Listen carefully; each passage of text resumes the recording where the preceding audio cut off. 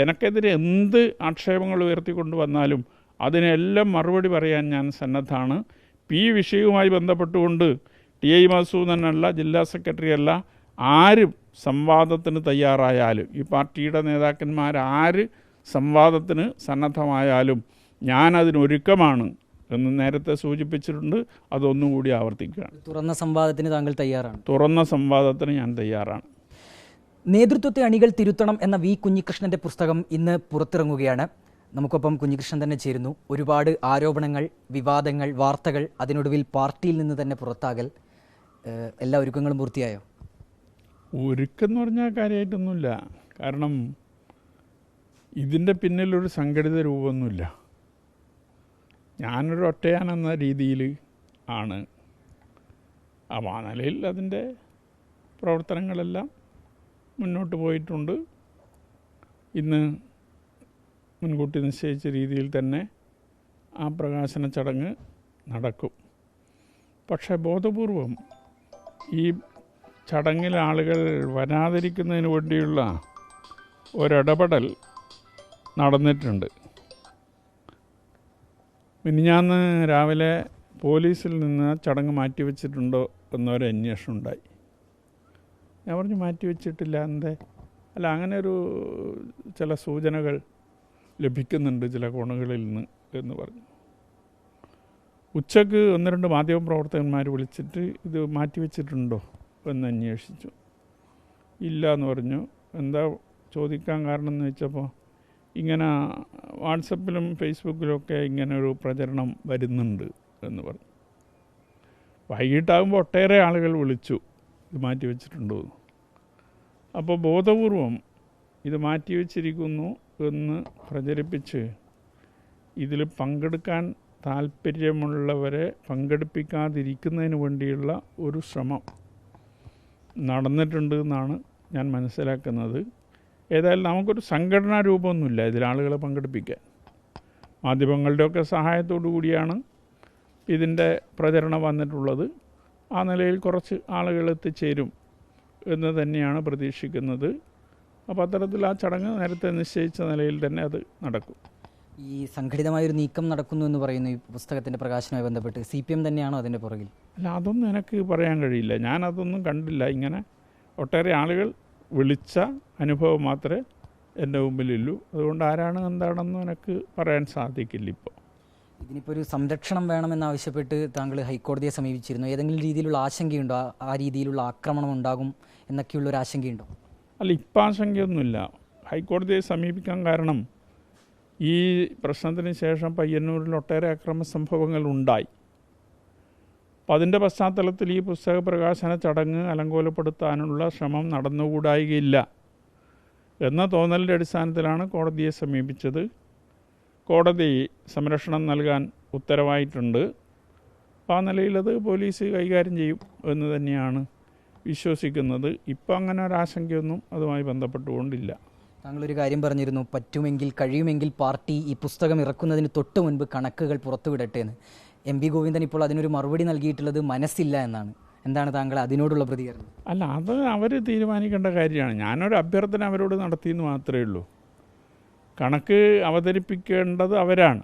അവർക്ക് അവതരിപ്പിക്കണോ വേണ്ടയോ എന്ന് തീരുമാനിക്കേണ്ടത് അവരാണ്. രാകേഷ് പറഞ്ഞ് ജനങ്ങളോട് പറയേണ്ട കാര്യമില്ല എന്നാണ് നേരത്തെ പറഞ്ഞത്. ഇപ്പോൾ ജനങ്ങളോട് പറയും എന്ന് പറഞ്ഞിട്ടുണ്ട്. അത്രത്തോളം നല്ലത് എന്നത് മാത്രമേ അതുമായി ഈ 4-5 വർഷമായി പറയാത്ത കാര്യമാണ് ഇപ്പോൾ പറഞ്ഞിട്ടുള്ളത്. അങ്ങനെ ഒരു നിലപാടിൽ എത്തിച്ചേർന്നത് എൻ്റെ ഈ തുറന്നു പറച്ചിലും ഈ പുസ്തകവും ഒക്കെയാണ് എന്ന് ഞാൻ കരുതുകയാണ്.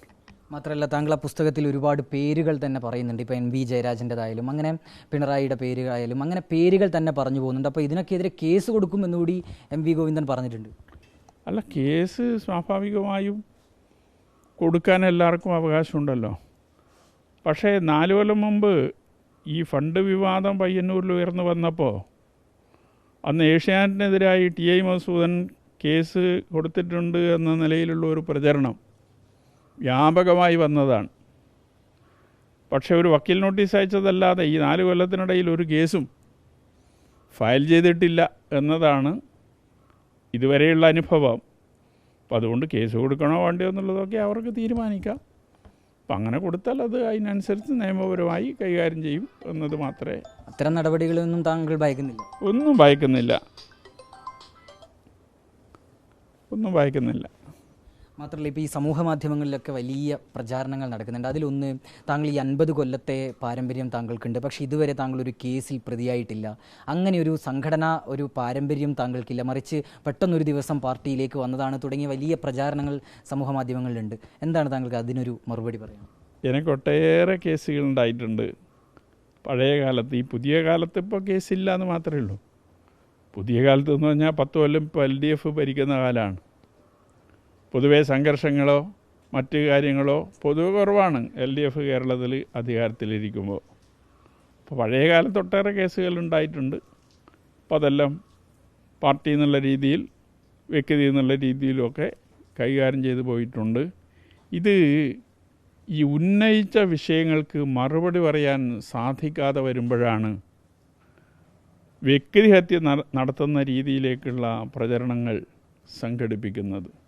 ഇതിപ്പോൾ ഇത്തരത്തിലുള്ള ആക്ഷേപം മാത്രമല്ല, എന്നെ വ്യക്തിപരമായി ആക്ഷേപിക്കുന്ന രീതിയിലുള്ള, തേജോവധം ചെയ്യുന്ന രീതിയിലുള്ള പ്രചരണങ്ങളും ഒട്ടേറെ വന്നു കഴിഞ്ഞിട്ടുണ്ട്. ഒരു ജീവനക്കാരൻ എന്ന രീതിയിൽ ഗ്രാറ്റുവിറ്റി വാങ്ങിയത് സംബന്ധിച്ച്, ലീവ് സറണ്ടർ സംബന്ധിച്ച് ഒക്കെ ആക്ഷേപങ്ങൾ വന്നിട്ടുണ്ട്. എൻ്റെ ആസ്തിയെക്കുറിച്ച് ആക്ഷേപങ്ങൾ വന്നിട്ടുണ്ട്. അതിനൊക്കെ ഞാൻ മറുപടി പറഞ്ഞു കഴിഞ്ഞിട്ടുണ്ട്. അപ്പോൾ ഉന്നയിച്ച വിഷയങ്ങൾക്ക് മറുപടി പറയാൻ സാധിക്കാതെ വരുമ്പോഴാണ് ഈ നിലയിലുള്ള പ്രചരണങ്ങൾ ഉയർത്തിക്കൊണ്ടുവരുന്നത്. അത് ഉയർത്തിക്കൊണ്ടുവരുന്നവർ ആലോചിക്കേണ്ട വിഷയം എന്നത് മാത്രമേ ഉള്ളൂ. എനക്കെതിരെ എന്ത് ആക്ഷേപങ്ങൾ ഉയർത്തിക്കൊണ്ട് വന്നാലും അതിനെല്ലാം മറുപടി പറയാൻ ഞാൻ സന്നദ്ധമാണ്. ഈ വിഷയവുമായി ബന്ധപ്പെട്ടുകൊണ്ട് TI മധുസൂദനല്ല, ജില്ലാ സെക്രട്ടറി അല്ല, ആരും സംവാദത്തിന് തയ്യാറായാലും, ഈ പാർട്ടിയുടെ നേതാക്കന്മാരാര് സംവാദത്തിന് സന്നദ്ധമായാലും ഞാനതിനൊരുക്കമാണ് എന്ന് നേരത്തെ സൂചിപ്പിച്ചിട്ടുണ്ട്. അതൊന്നുകൂടി ആവർത്തിക്കുകയാണ്. തുറന്ന സംവാദത്തിന് താങ്കൾ തയ്യാറാണ്? തുറന്ന സംവാദത്തിന് ഞാൻ തയ്യാറാണ്. ഏതായാലും ഈ ഉന്നയിച്ച ആരോപണങ്ങൾ, ക്രമക്കേടുകളുടെ വിവരങ്ങൾ, ഇതിൻ്റെയൊക്കെ വിശദമായ വിവരങ്ങൾ ഈ പുസ്തകത്തിലുണ്ടാകും. ഉണ്ട്. ഏതായാലും ഇന്ന് വൈകിട്ട് പയ്യന്നൂർ ടൗണിൽ വച്ചാണ് നേതൃത്വത്തെ അണികൾ തിരുത്തണം എന്ന പുസ്തകത്തിൻ്റെ പ്രകാശനം. മുൻ മുഖ്യമന്ത്രിയായ VS അച്യുതാനന്ദൻ്റെ IT ഉപദേഷ്ടാവായിരുന്ന ജോസഫ് C. മാത്യു ആണ് പുസ്തകം പ്രകാശനം ചെയ്യുക. താൻ ഉന്നയിച്ച ആരോപണങ്ങൾ, ഫണ്ട് തട്ടിപ്പുമായി ബന്ധപ്പെട്ട വിവരങ്ങൾ, ഇതിൻ്റെയൊക്കെ വിശദമായ കാര്യങ്ങൾ ഈ പുസ്തകത്തിൽ ഉണ്ടാകുമെന്നും V. കുഞ്ഞികൃഷ്ണൻ പറയുകയാണ്. വീഡിയോ ജേർണലിസ്റ്റ് ലിമേഷ് ചെറുവഴിക്കൊപ്പം reporter Abhijith Muzhakkunnu, in reporter, Kannur.